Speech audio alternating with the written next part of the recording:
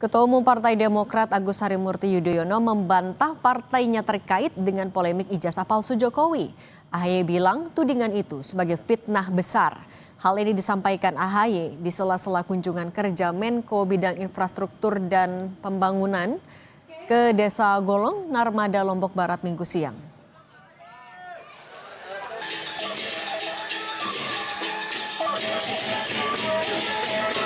Demokrat disebut-sebut di belakang ijazah palsu Jokowi. Apa tanggapannya Pak AHY? Tanggapannya aja Pak. Tanggapannya soal Demokrat disebut-sebut di belakang.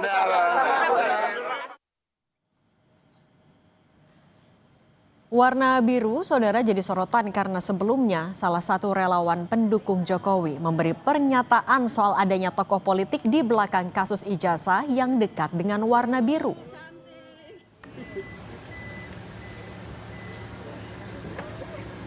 Seluruh Indonesia sudah melihat tampilan saya hari ini, saya berbaju apa gitu, ya kan?